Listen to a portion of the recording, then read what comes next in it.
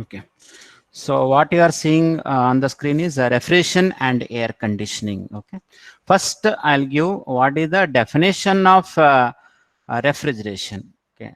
It is the process of cooling or reducing the temperature of a substance below that of the atmospheric temperature or surrounding temperature, and maintaining that low temperature within the boundary of a given space. That is called as refrigeration. I'll repeat the definition once again. It is a process of reducing the temperature of a given substance below that of surrounding atmosphere and maintaining that lower temperature within the boundary of a given space. That is the definition of refrigeration. Okay. So next, nowadays refrigeration plays a very important role on all aspects of our life. Okay.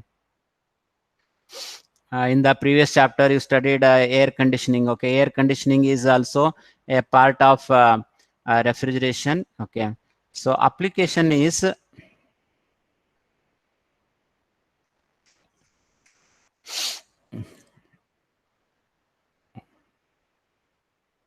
okay, mainly first for food preservation, distribution and processing. Okay, we can store the raw fruits, vegetables, fish, meat and poultry products in a fridge. Storage of dairy products like milk, buttermilk and ice cream. And then production and cooling of beer, wine and concentrated fruit juices, processing and distribution of frozen food. So this is mainly used for food processing, preservation and distribution. Okay, next, second application is it in chemical and process industries. Okay, industries like petrochemical plants, petroleum refineries, paper industries, etc., require large amount of cooling capacities. Okay, so large amount of cooling capacity. In that case, refrigeration plays very important role. So in industrial application, and then special application. Okay, so mainly used in ice manufacturing, cold treatment of metals, manufacturing and preservation of medicines, chemicals, medical laboratories for storing of the samples, desalination of water. Okay, desalination of the water means reducing the salt content of the water and then make the water as soft in nature. That is the desalination of water. Next, air conditioning. Air conditioning you studied in the previous chapter. Indoor cooling for the comfort human beings, like winter air conditioning, summer air conditioning, then vehicular air conditioning like cars, aircrafts, etc., laboratories, printing, textile, mechanical industries, power plants, etc. Okay, now I'll give the difference between the refrigeration and air conditioning. Okay, so refrigeration is a process of reducing the temperature below the atmospheric temperature and maintaining that temperature within the boundary of a given space. On the other hand, air conditioning is also a part of refrigeration, not only controlling the temperature, so we can control the moisture or humidity. Next, cleanliness of air. As you studied, air filters is used in the air conditioning plant to filter the air, so we can purify the air in air conditioning, and also the circulation or the movement of the air within the given space. So that these are the extra things we can achieve in the air conditioning. So the process of air conditioning is to control the temperature according to our requirements. But in case of refrigeration, only we are reducing the temperature, we are not increasing the temperature. You remember, reducing the temperature below the atmospheric temperature. In case of air conditioning, we can increase or decrease the temperature according to the human requirement. Second one, to control the humidity or moisture content of air. And then third one is cleanliness of air, and fourth one is the movement of air within the confined passage. So this is the difference between refrigeration and air conditioning. Okay, next, in this refrigeration you are going to study mainly the two types of refrigeration system. One is a vapor compression refrigeration system, and second one is a vapor absorption refrigeration system. Okay, so before that I'll explain. The first important refrigeration system is your vapor uh, compression refrigeration system. Okay. So sometimes they may ask, explain the vapor compression refrigeration system with the diagram. Okay, so whatever diagram is there, so it gives the vapor compression refrigeration system. Okay, so you remember we are having four basic parts of four important parts are there in refrigeration system. One is the evaporator coil. Evaporator coil always placed in the cabinet of your fridge. This is the first part. Okay. Second one is compressor. Compressor is always placed at the bottom of the refrigeration system. Next, condenser coil. It is placed at back of the refrigeration system. And fourth one is expansion valve, or it is also called as throttle valve. So it is a part, it makes the link between the evaporator coil and the condenser coil. So these are the four basic parts of a vapor compression refrigeration system.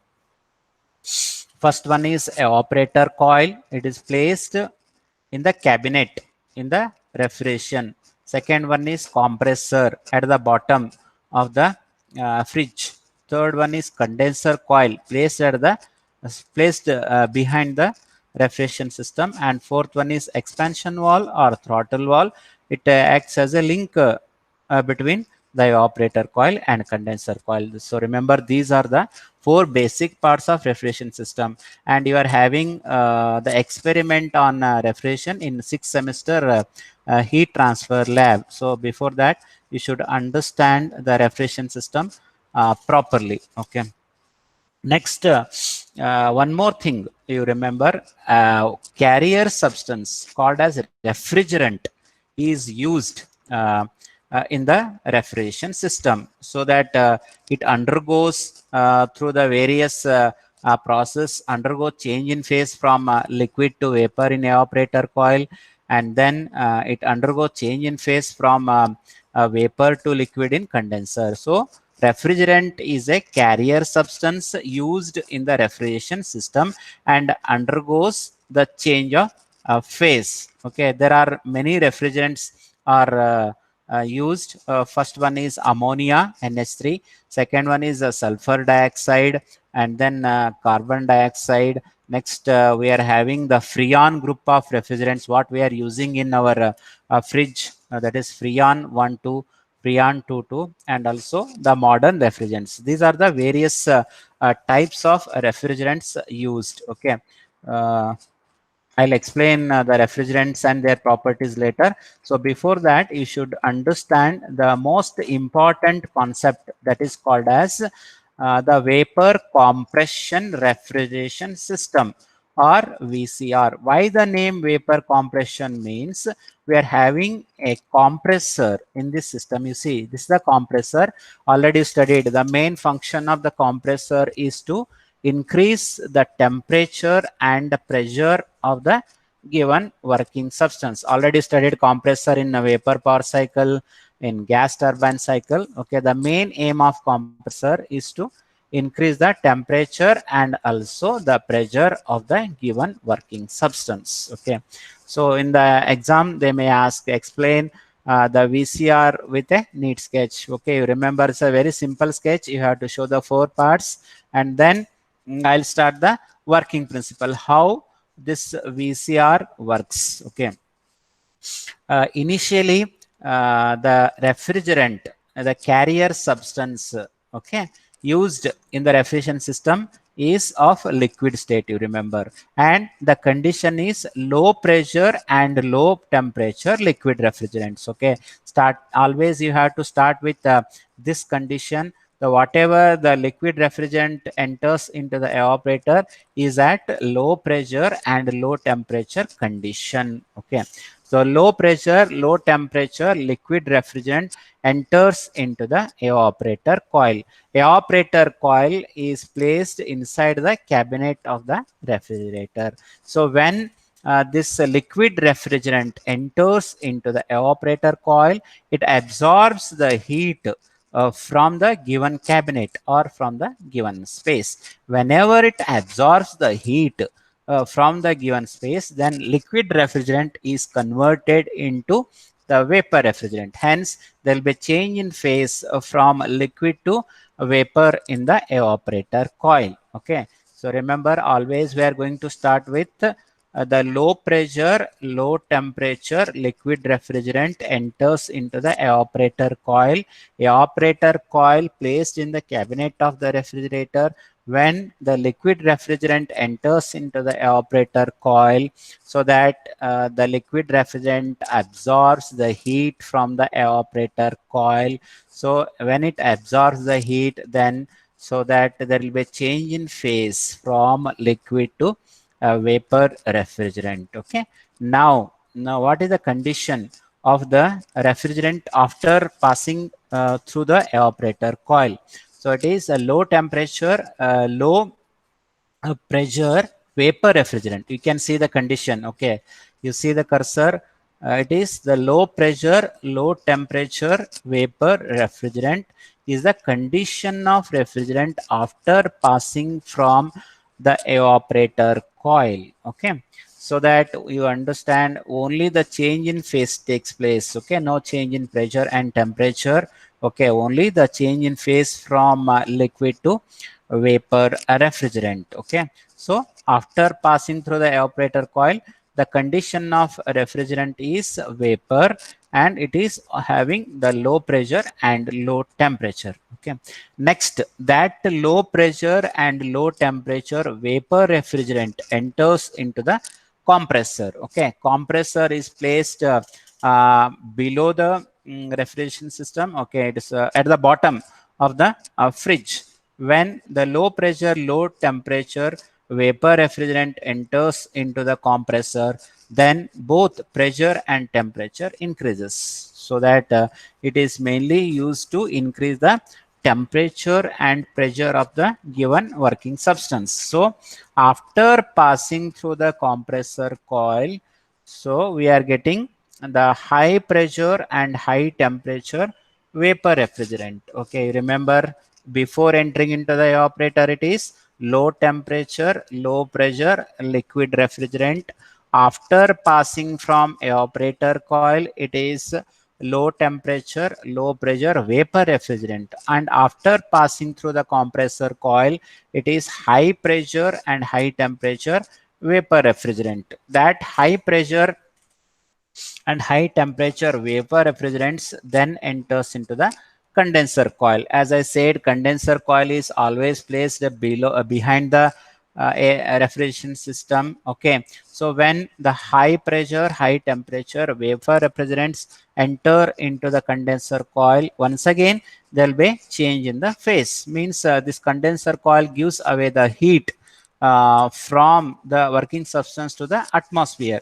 So as it gives away the heat to the surrounding atmosphere, then obviously there will be change in temperature and also the change in phase. So after passing through the condenser coil, we are getting the high pressure. Okay, there will be no change in pressure after passing through the condenser coil, but the temperature decreases. High pressure and low temperature liquid refrigerant. You remember, in case of condenser, there will be change in phase from vapor to liquid. So high pressure and low temperature, the liquid refrigerant enters into the expansion valve. No change in pressure, only the change in temperature. So that temperature gets reduced in the condenser coil.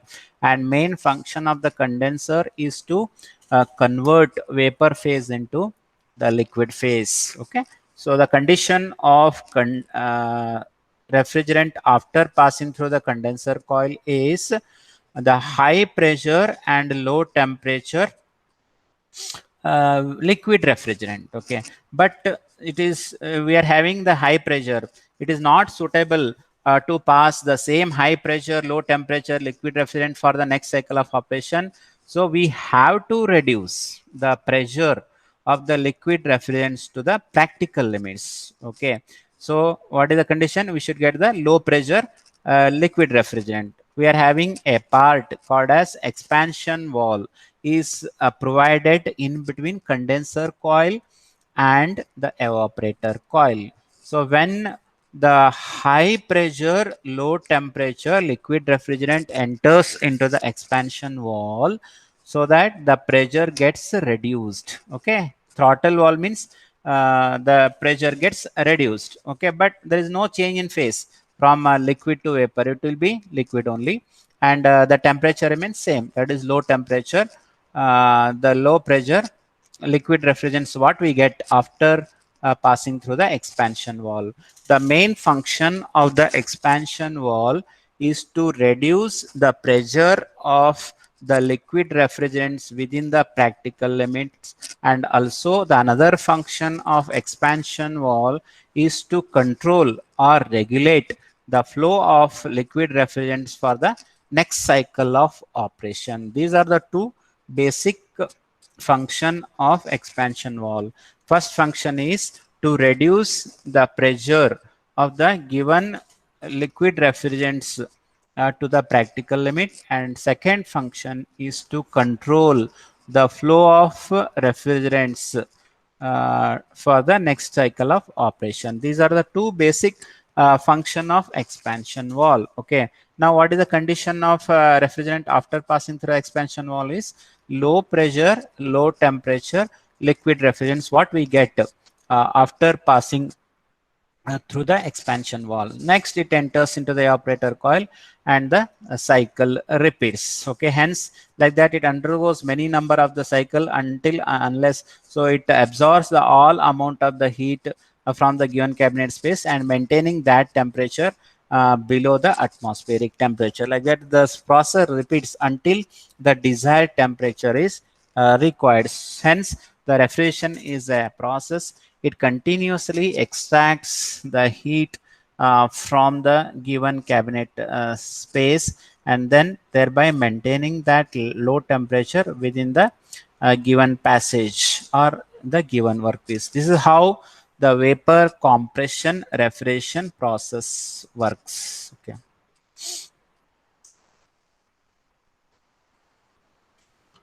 Understood, guys? Vapor compression refrigeration system. Any doubt? Okay. Because this is the one we are having the lab in heat and mass transfer in sixth semester. That's why you understand the process carefully. Okay, this is the first, that is the vapor compression refrigeration system. Okay, so on the other hand, we are having one more mm, refrigeration system, that is called as vapor absorption refrigeration system. So before going to that one, just I'll discuss what do you mean by refrigerant and what are the desirable properties and what are the different types of the refrigerants we can use in the refrigeration system. Okay, they'll ask what do you mean by refrigerant and mention the desirable properties of the refrigerants and explain the different types of refrigeration. Now I'll explain the refrigerant, types of refrigerant, and the desirable properties of refrigerants. Next concept. Okay.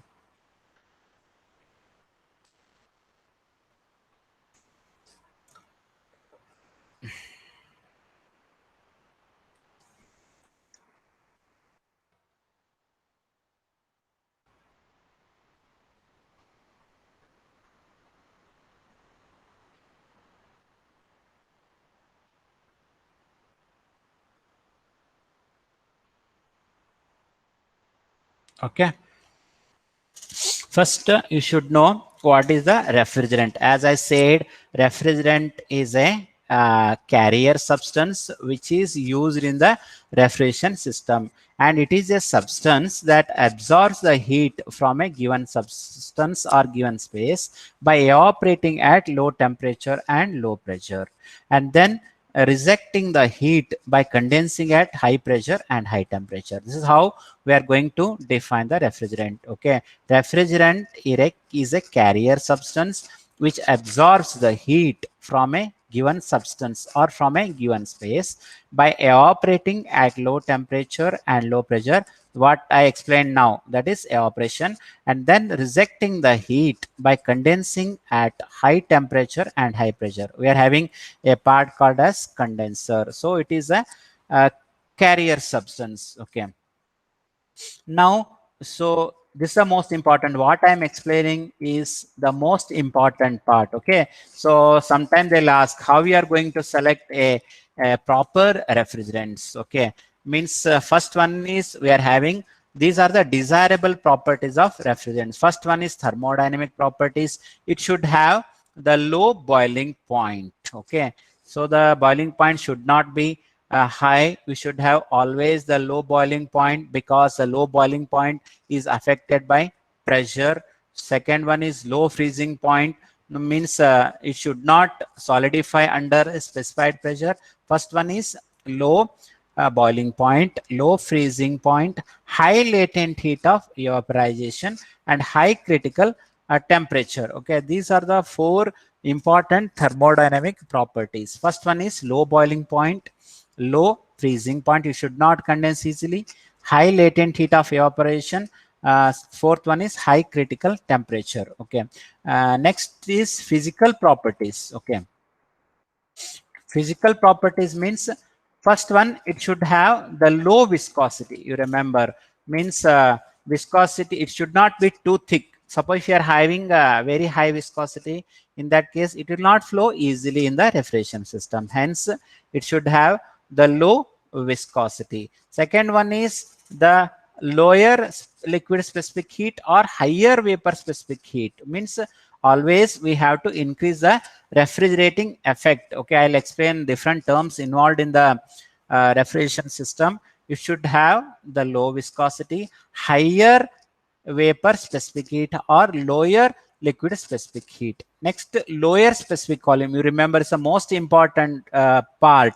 Means the refrigerant should not occupy the more space, means it should occupy the less space as far as possible. Hence it should have the lower specific volume. Fourth one is higher thermal conductivity, means the thermal conductivity should be very high, then only it easily flows and will get the good refrigerating effect. And then high electric insulation, it should have the very good insulating properties. Okay, first one what we studied are the thermodynamic properties. It should have low boiling point, it should have the low freezing point, it should have the highest latent heat of vaporization and highest critical temperature. Already studied the critical point in basic thermodynamics. Okay, next, physical properties. It should have low viscosity. No, suppose if you are having the high viscosity, then you'll get the less effect. Second one is lower liquid specific heat or higher vapor specific heat. Third one, lower specific volume, means the refrigerant should occupy the less volume. And then fourth one is higher thermal conductivity. And then fifth one is it should have the higher electrical insulation properties. Okay, next, chemical properties. Okay, next, chemical properties, as we know, it should not be toxic, it should be non-toxic in nature, it should be non-flammable, and it should be non-explosive in nature, it should not explode.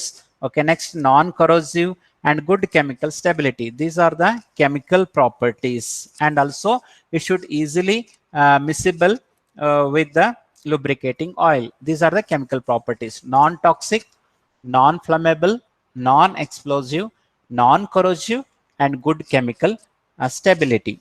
Okay, and also it should easily mix with the lubricating oil to get the good refrigeration effect. Okay, and other properties. Okay, apart from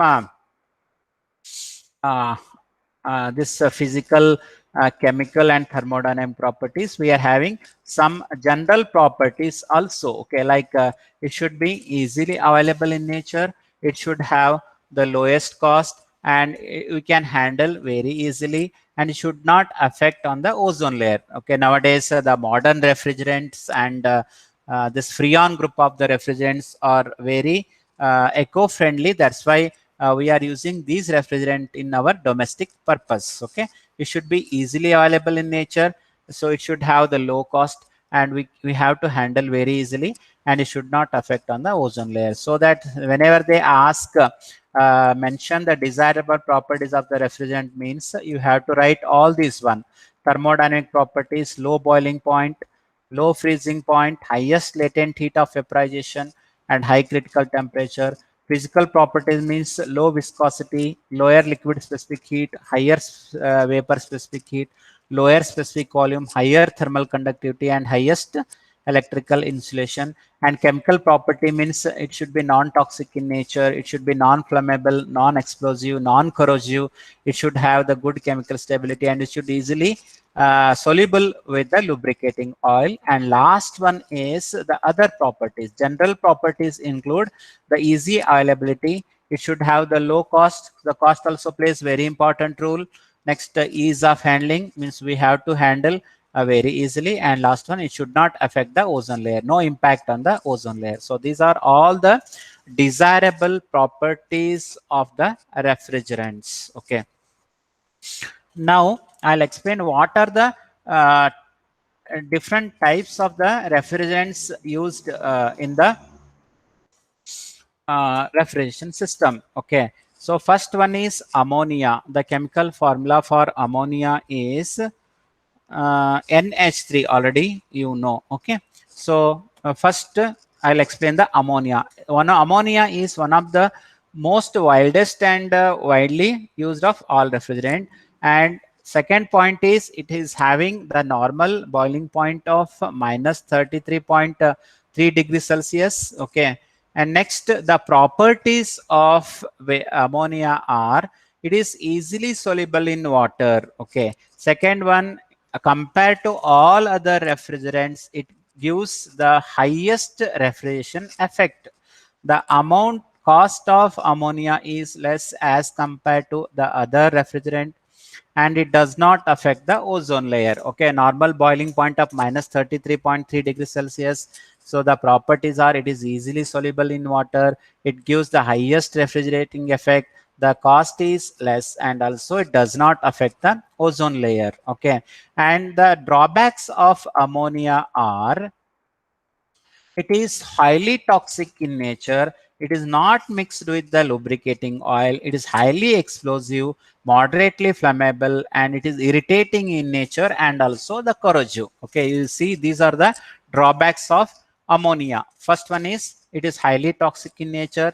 It not mixes with the lubricating oil. It is explosive in nature, moderately flammable, and it is corrosive in nature and also the irritating odor. Okay, because of these destroying properties, we are not using the ammonia in our domestic refrigeration unit because of this one, because it is toxic in nature, it leads to corrosion, it is irritating nature. Because of all these properties, we are not using the ammonia as a refrigerant in domestic purpose. Okay, but it is widely used in the commercial application like manufacturing plants, packaging plants, and cold storage unit. Okay, but it is not preferred in the domestic purpose because of the high toxicity, and then it is not soluble with the lubricating oil, highly irritating in nature, and also the corrosive in nature. But it is mainly used in the packaging plants,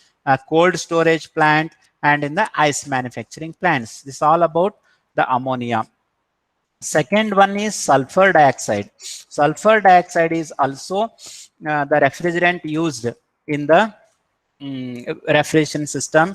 The properties of sulfur dioxide SO2 is it is non-flammable in nature, non-corrosive, and it absorbs a lot of heat in evaporation and dissolves in the lubricating oil.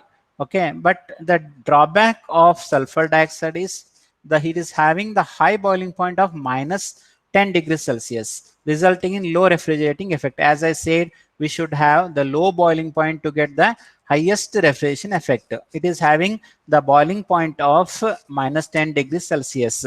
And the drawbacks of sulfur dioxide air, it is suffocating in nature, it is irritating odor. Okay, and one more drawback is in the presence of moisture, it forms sulfuric acid that is corrosive to refrigeration effect. So I think you might have studied acid rain. Acid rain means when the sulfur dioxide, okay, mixes with the moisture in the atmosphere, so leads to the formation of sulfuric acid. So because of this one, we are getting the acid rain. Okay, so because of the acid rain, so there will be destroy of the monuments, etc. studied. That is the impact of the ozone layer. Hence, so we'll not prefer sulfur dioxide because it affects the ozone layer. The sulfur dioxide, when it mixes with the moisture, leads to the formation of sulfuric acid. That is very dangerous to all of us. Hence, it is not preferred as a refrigerant. Okay, in the olden days, sulfur dioxide is used as a refrigerant, but in modern time or modern days, it is completely absolute in nature. Okay, this is the second refrigerant. Third refrigerant is carbon dioxide. Carbon dioxide, the properties of the carbon dioxide gas, it is non-toxic in nature, it is non-flammable, it is not expensive, and also odorless gas. So these are the some few plus points of carbon dioxide gas. It is having a normal boiling point range of minus 77.6 degrees Celsius. And then one more drawback of carbon dioxide is, okay, uh, it is heavier than the air. Okay, as I said, we should have the lower specific volume, so the volume is more in case of carbon dioxide, and hence it requires more space. Okay, sorry, it requires high operating pressure because of the heavier than the air. uh, and one more advantage of carbon dioxide is it is having lower specific volume. Sorry, it is heavier than the air. It requires higher operating pressure. And one more, the plus point of carbon dioxide is it is having the lower specific volume.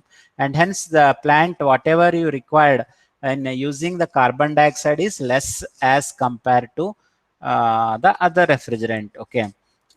So the mainly this carbon dioxide used in the ships, theaters, air conditioning system, and similar such other application. First one is ammonia, second one is sulfur dioxide, third one is carbon dioxide, and fourth one is important, that is freon group of refrigerant. Okay, so whatever the drawbacks were using ammonia, sulfur dioxide, or carbon dioxide, we can overcome all the difficulties or drawbacks by using the freon group of refrigerant. Okay, so why we prefer freon group of refrigerant is these are highly efficient, and then they do not affect the ozone layer, and also they gives the high refrigerant effect, and then easily soluble in the oil. Because of all these properties, we can prefer the freon group of refrigerant. Okay, you remember there are two types of freon refrigerant. One is freon 122 and freon 22. Okay, so freon 12 is designated as R12 with a chemical formula of CCl2F2. CCl2F2 means dichloro difluoro methane. Okay, CCl2F2 and R12. It is freon 1 to 2. And the some important points related to freon are it is non-flammable, non-explosive, non-toxic, non-corrosive, because these are all plus points, and also the odorless gas, and it is having the boiling point of minus 29.8 degree Celsius. You remember this freon 1 to 2 is mainly used for the small capacity equipment such as water coolers, domestic refrigerator, air conditioner, and automobiles. Because of the plus points, this freon 1 to 2 is used. Non-explosive, non-corrosive, next odorless gas, and also does not affect the ozone layer. Next, freon 222. Freon 222 is also similar to R12, but chemical formula is CHClF2. CHClF2 means chloro difluoromethane, and freon 122 is uh, dichloro difluoromethane. It is single chloro difluoro methane. Okay, and it is similar properties of R122, but the boiling temperature is different. Here in freon 122 we are having minus 29.8 degrees Celsius, and freon 22 we are having minus 40.8 degrees Celsius, and it is mainly used for the medium size for this one application, and it is for small application. Freon 22 for the medium application, like it is used for low and medium temperature refrigeration. Okay, the functions, everything is same, but only the difference in boiling point. In Freon 122, we are having minus 29.8 degrees Celsius, and in Freon 22, we are having the boiling point of minus 40.8 degrees Celsius. Okay, so these are the modern these are the refrigerants used in the refrigerant system.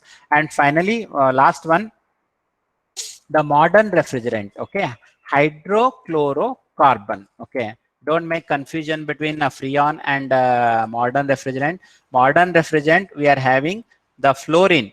In case of freon, we are having chlorine. Okay, remember, chlorine does not exist in the modern refrigerant. HFC refrigerant or hydrofluorocarbon refrigerant. The difference between freon and this one is, in freon we are having chlorine, and in modern refrigerant we are not having chlorine. Instead of the chlorine atom is replaced by the fluorine atom. The notation is R134A, R154A, like that. Okay, and but freon 122 is freon 12, freon 22, like that. Okay, for example, R134A is fluoromethane. Okay, it is CH2FCF3.